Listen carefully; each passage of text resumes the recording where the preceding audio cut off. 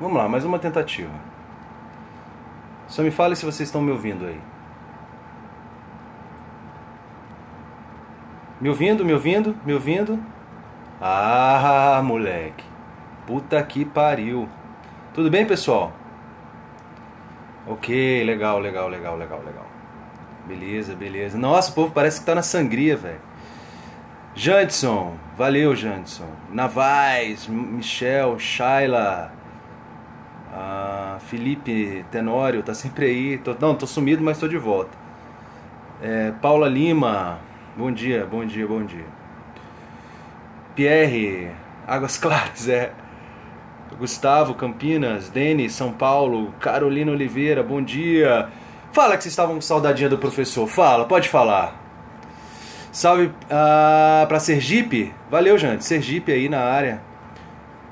Ciclos de estudo fluindo bem, excelente, excelente, excelente, excelente. Pessoal, tudo bem com vocês? Bom dia. Vamos parando com as mensagenzinhas agora, as mensagenzinhas de amor pro professor. Eu sei que vocês estão com saudade, vocês me amam. Mas, olha só, eu separei aqui 10 questõezinhas de provas de delegado, algumas questões até antigas, não tem problema, pra gente falar um pouco sobre a parte inicial da teoria do crime, que fala sobre as teorias finalista, causalista, social e etc e tal, ok? Eu estou fazendo isso em questões porque eu acho que é mais rápido, mais objetivo e a gente vai direto no ponto, tranquilo? O jeito mais fácil que eu acho aqui é filmar a tela do meu computador assim, ó. Vê se vocês enxergam legal. Dá pra ir assim? Ó, direito penal. E aí nós vamos passar aqui rapidinho em 10 questões. Legal. Depois eu vou subir essas questões pro meu site, tá? www.vouserdelegado.com.br. Eu vou subir essas questões pro site, tá bom? Então não se preocupem. Legal. Olha só, olha a primeira questão que foi cobrada no concurso de delegado de Minas, em 2011, que diz o seguinte, olha, de acordo com a teoria finalista, a ação é comportamento humano voluntário dirigido à atividade final lícita ou ilícita. Presta atenção, de acordo com a teoria finalista, a ação é um comportamento humano voluntário. Então vamos fracionar aí. Primeiro ele diz o seguinte, de acordo com a teoria finalista, a ação é o comportamento humano voluntário. É verdade. Aliás, toda teoria, mesmo a causalista, a ação é um comportamento voluntário. Significa que, se não tiver voluntariedade, ou seja, domínio físico sobre o corpo, não há conduta. Mesmo os causalistas concordavam com isso. Por exemplo, o sujeito está tendo um ataque epilético, ou um sujeito que é empurrado por outro, ele não tem domínio sobre a própria conduta. Então, se você não tem esse domínio sobre a própria conduta, não há ação mesmo para os causalistas, tá? Então, de acordo com a teoria finalista, a ação é um comportamento humano voluntário. Voluntário no sentido de você não ser coagido fisicamente, por exemplo, né? Dirigido à atividade final lícita ou ilícita. Esse finalzinho que gera um pouco de dúvida. E aí eu vou dar um exemplo para vocês. Se eu estou dirigindo o meu carro porque eu estou saindo do trabalho, estou bem atrasado, aliás, estou saindo do trabalho, estou querendo chegar em casa, estou cansado, e acelero o carro a uma velocidade absurda. Por exemplo, a via é 80 km por hora ou 60 e eu estou a 160, numa via que é 60 ou 80, por exemplo. Estou pelo menos o dobro da velocidade da via. Atropelo e mato alguém. Eu não estou nem analisando se é dolo ou culpa, eu só estou analisando a teoria finalista. Olha só, de acordo com a teoria finalista, a ação é um comportamento humano voluntário. Então, voluntariamente estou dirigindo um carro, não estou sendo coagido fisicamente, não estou sendo... ou seja, eu tenho domínio completo sobre as inervações do meu corpo. Dirigido a atividade final lícita ou ilícita. A minha atividade final é chegar em casa, é uma atividade lícita, eu só quero chegar em casa, eu só quero me transportar até em casa. E acabo atropelando e matando alguém. Então, é verdade que a teoria finalista, a ação é um comportamento humano voluntário dirigido à atividade final lícita ou ilícita, ok? É verdade sim. O exemplo clássico é do sujeito dirigindo o carro que acaba atropelando alguém. Dirigir o carro e chegar em casa em si é uma atividade lícita. O meio que ele escolhe, ou seja, acelerar o carro a uma velocidade acima da permitida, é que é ilícito, mas a atividade final em si é lícita. Então esse item está correto. Esse item está correto. Beleza? Então, está aí a primeira questão. Segunda questão, caiu na Funiverso em 2009, delegado. pela teoria bipartida, o autor de um fato típico e antijurídico que tenha sido levado à sua prática por erro excusável de proibição, sem ter a menor ideia de que o que pratica é ilícito, não é considerado um criminoso. Então vamos lá. Ele tá considerando a teoria bipartida brasileira, aquela que foi adotada na década de 80 e 90 por alguns penalistas, por exemplo, por Damásio, por Mirabete, ok? Então essa seria a teoria bipartida brasileira. O que é essa teoria bipartida brasileira? Essa teoria bipartida brasileira diz que o crime é um fato típico e ilícito, e a culpabilidade seria um mero pressuposto para a aplicação da pena. Para essa teoria, ele está dizendo, se houver um erro de proibição, o fato não é criminoso? Bom, para essa teoria bipartida, como o erro de proibição exclui a culpabilidade, então, para a teoria bipartida, basta que o crime seja um fato típico e ilícito, mesmo que não seja culpável. Então, esse item está equivocado, esse item está errado. Por que esse item está errado? Porque ele, para a teoria bipartida... voltando aqui, desculpa. Para a teoria bipartida, o autor de um fato típico e antijurídico que tenha sido levado à prática por erro excusável de proibição, sem ter a menor ideia de que o autor pratica é ilícito, não é considerado um criminoso. É considerado um criminoso, sim. Considerado um criminoso, sim. Pela teoria bipartida, o autor de um fato típico e antijurídico que tenha sido levado à sua prática por erro excusável de proibição, ou seja, um erro de proibição, sem ter a menor ideia de que o que pratica é ilícito, é considerado um criminoso, sim. Item... tá aqui. Item errado. Legal? Vamos para o item 3. Tranquilo aí? Vamos lá. O finalismo de Hans Welzel nem sempre considerou o crime como fato típico, antijurídico e culpável. O finalismo de Hans Welzel nem sempre considerou o crime como fato típico, antijurídico e culpável. Isso é falso, tá? O finalismo de Hans Welzel sempre considerou o crime como fato típico, antijurídico e culpável. Essa ideia de considerar o crime como fato típico e antijurídico somente, ou fato típico e ilícito, é uma criação brasileira, tá? Só existiu no Brasil. Eu não estou nem falando do mérito dela, não estou falando que é ruim ou boa, não estou adentrando nesse mérito. Só estou lhes dizendo que essa teoria bipartida é chamada bipartida brasileira só porque existiu só no Brasil e só foi aceita no Brasil e por um curto espaço de tempo. Logo foi refutada. Mas Hans Welzel nunca escreveu que o crime é fato típico e ilícito. Desde os causalistas, o crime é um fato típico, ilícito e culpável, ok? Então o finalismo de Hans Welzel nem sempre considerou o crime como fato típico, antijurídico e culpável. Esse item está errado, ok? Sempre considerou. 4. Mais uma questão da prova de delegados de 2009 da Funiversa. Para a teoria causalista, o dolo e a culpa estão situados na culpabilidade. As teorias causalistas todas, elas situavam o dolo e a culpa na culpabilidade, né? A culpabilidade continha, então, dolo e culpa. Então, logicamente, para quem adota essa teoria, impossível se torna acolher o conceito bipartido de crime. Porque o conceito bipartido, o fato típico mais ilícito. Se o dolo está na culpabilidade, segundo os causalistas, é uma teoria já vencida, mas ainda estudada, é óbvio que você não pode adotar a teoria bipartida. Então, a teoria bipartida é obrigatoriamente, necessariamente, aceita só por alguns finalistas e no Brasil, como eu disse, tá? Em nenhum lugar do mundo, outro lugar do mundo, se aceitou a teoria bipartida. Legal? Então, esse item está correto. Vamos lá rapidinho para a questão 5. Questão 5. Voltando aí. Questão 5.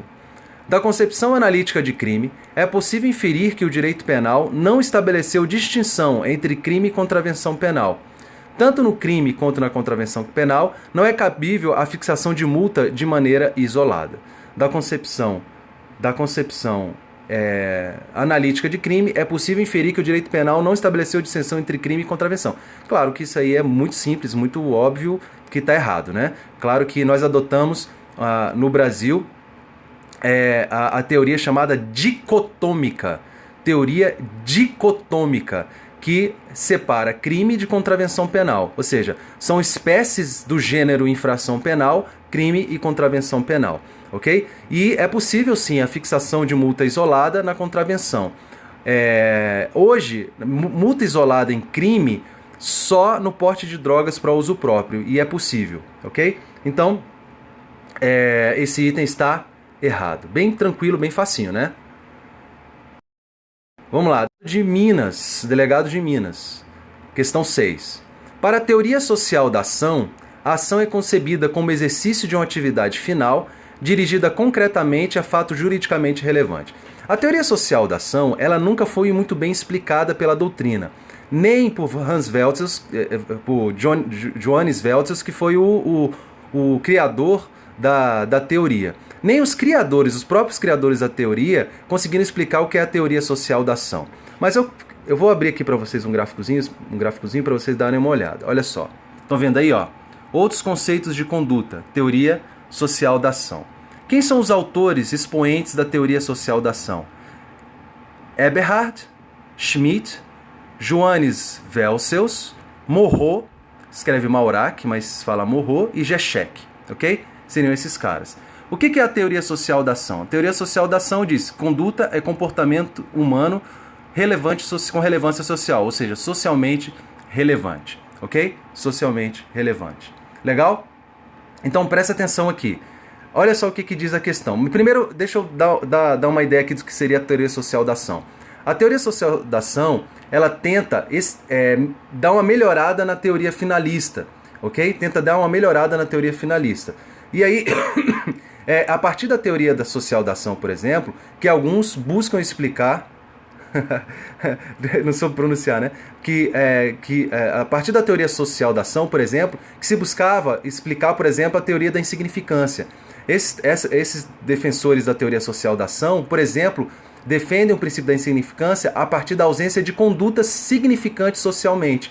Então, se eu subtraio uma balinha chupada, se eu subtraio uma tampa de caneta Bic mordida, não há relevância social. Então não há conduta socialmente relevante. Hoje, essa análise é feita de uma outra forma, tudo bem? A teoria, a princípio da insignificância é analisada a partir da tipicidade, não da conduta, tá bom? Mas então, a teoria social da ação foi muito importante porque ela tentava explicar algumas coisas que a teoria finalista em si não explicava.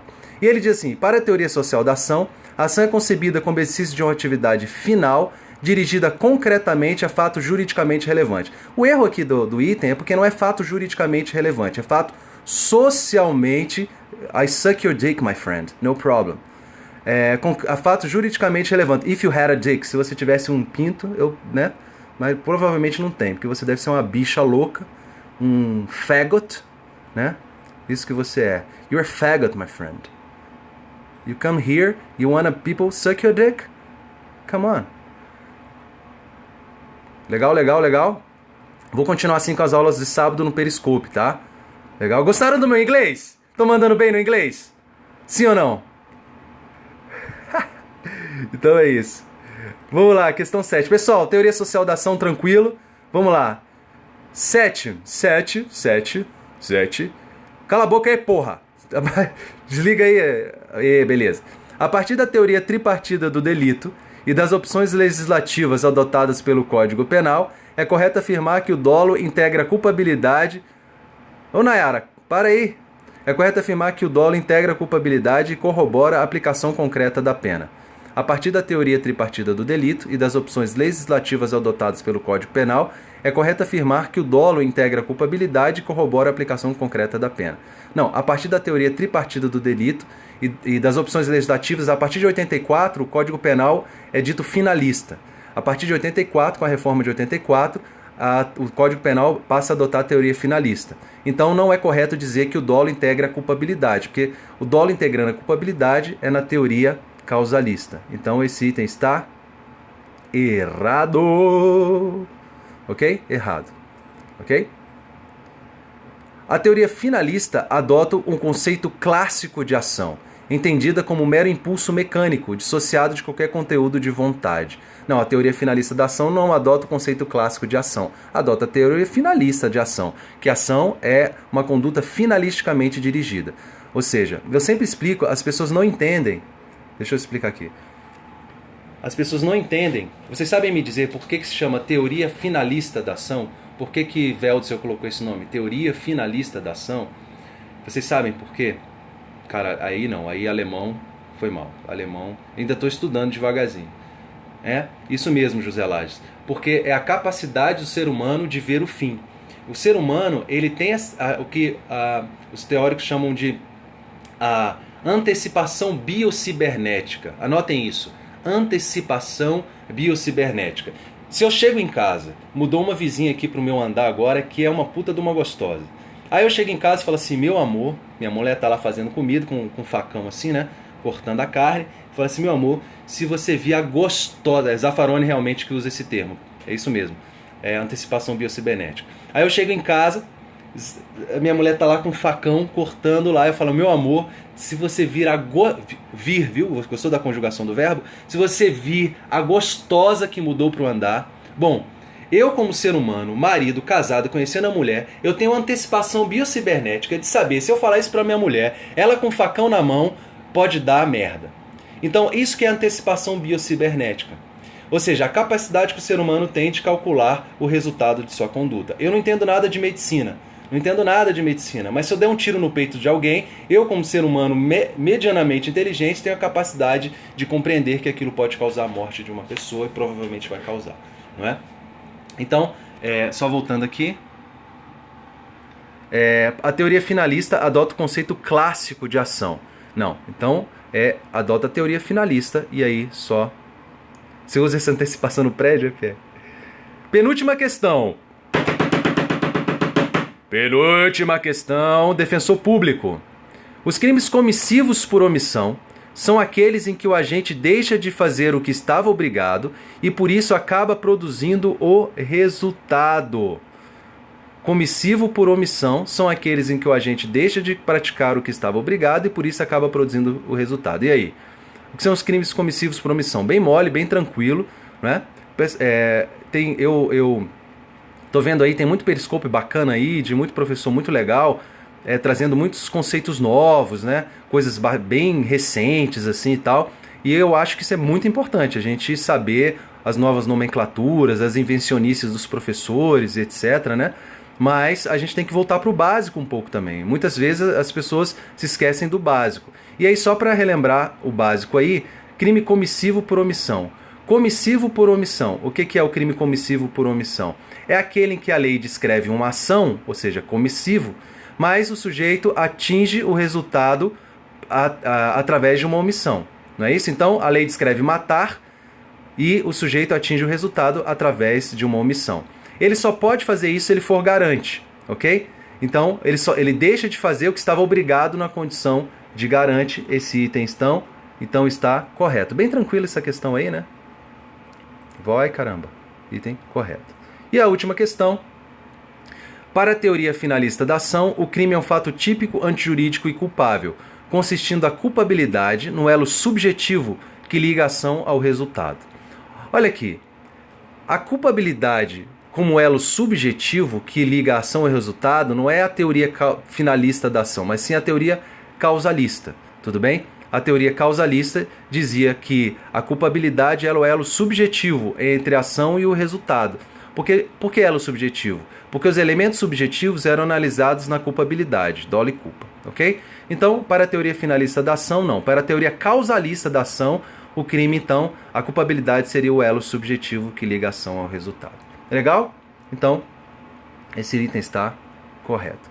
Legal. Pessoal, não foram questões difíceis, né? Questões bem tranquilas, mas só para a gente treinar um pouquinho e relembrar alguns conceitos básicos. Tá? Como eu volto a dizer, é muito importante a gente saber essas teorias novas, né, de direito penal e etc. Tem muita invencionice, mas quando você vai pegar a prova mesmo, pouco daquilo cai. E a gente tem que realmente sedimentar os conceitos básicos, a gente tem que sedimentar aqueles conhecimentos, aquelas informações que sempre caem em provas. Então, as teorias finalista, causalista, você tem que saber legal a teoria finalista e causalista. Se você vai fazer uma prova, sempre tem uma coisa sobre teoria finalista, teoria causalista. Você tem que saber os conceitos de conduta, tudo bem? Você tem que saber a questão da omissão, da ação, omissão. Você tem que ter estruturado na sua cabeça a teoria do crime nos seus conceitos elementares. Aí sim você pode alçar voos maiores. Você pode pegar uma prova, qualquer prova. Dificilmente você vai ver uma teoria louca dessa, a não ser numa segunda fase, numa prova discursiva, pode ser ou um itemzinho que não vai fazer muita diferença. Eu acho interessante que os professores façam isso, é um trabalho muito legal, mas eu estou escolhendo um outro caminho. Eu estou escolhendo o caminho de sedimentar no aluno aqueles conhecimentos que ele precisa ter que cair em todas as provas. Legal? Então, assim, existem muitos outros professores fazendo um trabalho excelente. Tá aqui, por exemplo, que apareceu aqui. Desculpa, eu estava concentrado aqui e não consegui parar para falar. O professor Eiton Zuc apareceu aqui, um abraço para o Zuc. Tem o professor, o Delta Thiago, que tem feito um trabalho sensacional. Tem muita coisa que eu não sei, que quando ele aparece lá e faz o periscópio eu assisto, porque são coisas novas inclusive para mim, e olha que a gente está antenado, tá vendo e tal, mas cai numa prova ali, passa batido, o professor pega e faz um periscópio e a gente acaba aprendendo com aquilo. Então é isso, é um aprendizado constante. Mas eu escolhi fazer um trabalho diferente, de ir para sedimentar. Eu dou aula e sei que os alunos têm muita dificuldade, muitas vezes, no que é muito até básico, beleza?